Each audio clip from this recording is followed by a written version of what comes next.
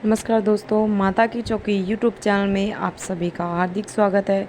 तो कैसे हो दोस्तों? आशा करती हूँ आप सभी बहुत अच्छे होंगे, अपने अपने घरों में सुरक्षित होंगे। तो दोस्तों, हर मनुष्य अपने इष्ट देव की पूजा आराधना करता है और यह कामना करता है कि उसके इष्ट देव उसकी पूजा अर्चना स्वीकार करें और उनके आशीर्वाद से उसके जीवन में हमेशा सुख शांति रहे और समृद्धि बनी रहे। पर क्या आप जानते हैं कि हमारी भक्ति से प्रसन्न होकर ईश्वर हमारी पूजा सफल होने के संकेत देते हैं? जी हाँ, जो भी मनुष्य सच्चे मन से ईश्वर की आराधना करता है और उनके बताए गए मार्ग पर चलता है, ईश्वर उनकी मन की बात हमेशा सुनते हैं और उनकी मनोकामना को पूर्ण करते हैं। और शास्त्रों के अनुसार जब ईश्वर हमारी मनोकामना को पूर्ण करते हैं तो उससे पहले हमारे पूजा सफल होने के कुछ संकेत हमें प्रदान करते हैं। हर मनुष्य चाहता है कि जब भी वह ईश्वर के सामने अपनी मनोकामना प्रस्तुत करें तो ईश्वर उसकी मनोकामना पूर्ण ज़रूर करें। पर क्या आप जानते हैं कि किसी भी इच्छा या मनोकामना पूर्ण होने के भी कुछ नियम होते हैं, जैसे कि ईश्वर हमारी वही इच्छा या वही मनोकामना को पूर्ण करते हैं जिसके हम योग्य हैं या फिर जिसके हम लायक हैं। दूसरा नियम यह है कि कोई भी इच्छा को निष्फल और साफ मन से मांगना चाहिए। हमारी कोई भी इच्छा ऐसी नहीं होनी चाहिए जिससे किसी का नुकसान हो या किसी की हानि हो या किसी के मन को ठेस पहुँचे। अगर ऐसी कोई इच्छा हम अपने ईश्वर के सामने प्रस्तुत करते हैं, रखते हैं, तो ईश्वर इन इच्छाओं को कभी पूरा नहीं करते। ये आप ज़रूर ध्यान रखें। अब तक तो आप जान गए होंगे कि हमारी पूजा कब सफल होती है। अब आगे जान लेते हैं कि हमारी पूजा सफल होने के जो संकेत होते हैं वो ईश्वर हमें किस प्रकार प्रदान करते हैं। तो हमारे शास्त्रों के अनुसार इसे सबसे बड़ा संकेत माना गया है कि किसी भी पूजा को सफल होने का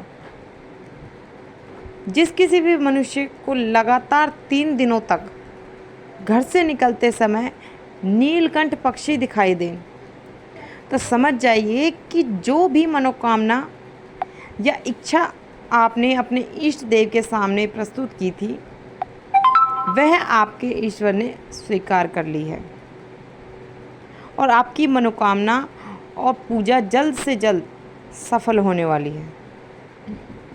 तो शास्त्रों में भी इस बात का वर्णन किया गया है कि किसी भी मनुष्य को बार बार नीलकंठ पक्षी दिखाई दे उसके ऊपर महादेव की कृपा हमेशा बनी रहती है। और अगर ऐसी परिस्थिति में आपको लगातार 3 दिनों तक सुबह सबसे पहले नीलकंठ पक्षी दिखाई दे तो समझ जाइएगा कि यह एक संकेत है कि आपकी पूजा जो है वो सफल होने वाली है। अगर आप लोग भाग्यशाली व्यक्तियों में से हैं जिनको नीलकंठ पक्षी दिखाई दे तो तुरंत अपनी दोनों आंखें बंद करें और अपने इष्ट देव या महादेव को याद करते हुए उनसे प्रार्थना करें कि आपकी इच्छा और आपकी प्रार्थना जल्द से जल्द वो स्वीकार करें और अपना आशीर्वाद प्रदान करें।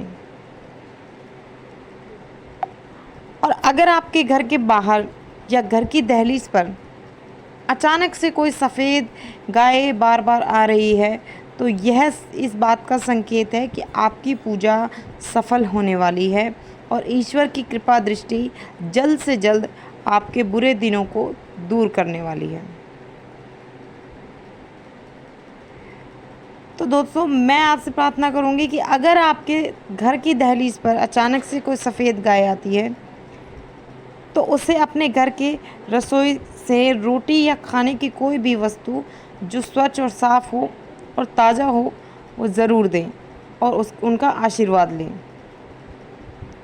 तो हमारे पौराणिक शास्त्रों के अनुसार अगर आपके घर के मुख्य द्वार के आसपास कोई चिड़िया अपना घोंसला बनाती है तो इसे अत्यंत ही शुभ संकेत माना गया है और यह इस बात का प्रमाण है कि आपकी पूजा सफल हुई है और आपकी पूजा को ईश्वर ने स्वीकार किया है और जल्द ही आपकी इच्छा ईश्वर के आशीर्वाद से पूरी होने वाली है। अगर आपके भी घर के आसपास या घर के मुख्य द्वार के पास चिड़िया ने अपना घोंसला बनाया है तो मैं आपसे निवेदन करूंगी कि उस घोंसले को घर से बाहर ना निकालें और जितना हो सके उस घोंसले की रक्षा करें। तो कई बार हम जब अपने इष्ट देव या किसी भी अन्य देवता की पूजा करते हैं और पूजा करते करते उनकी भक्ति भाव में इतने विलीन हो जाते हैं कि हमारे मन का जो दुख है वो हमारे आँखों से आंसू के रूप में छलकने लगता है। तो यह भी इस बात का संकेत है कि ईश्वर आपके मन की पुकार सुन ली है ईश्वर ने।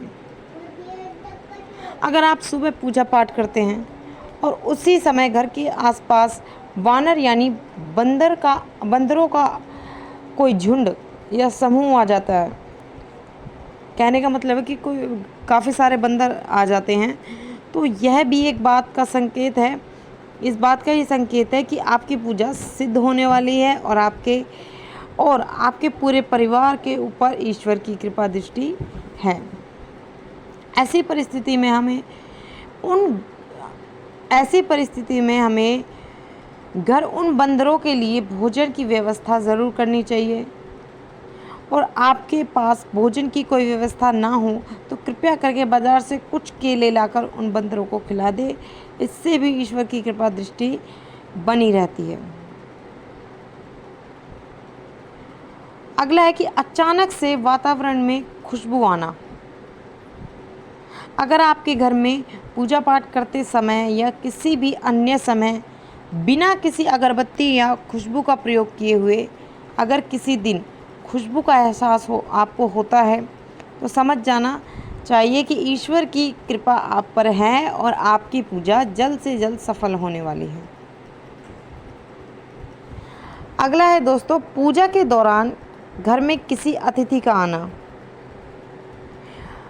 अगर आप अपने घर में पूजा पाठ करने में विलीन हैं और उसी समय आपके घर में कोई अतिथि आ जाता है या वह अतिथि अपने साथ किसी प्रकार का कोई उपहार या भेंट लेकर आता है तो यह इस बार तो प्रचंड संकेत है कि आपकी पूजा ईश्वर ने स्वीकार कर ली है और आपकी पूजा जल्द से जल्द सफल होने वाली है।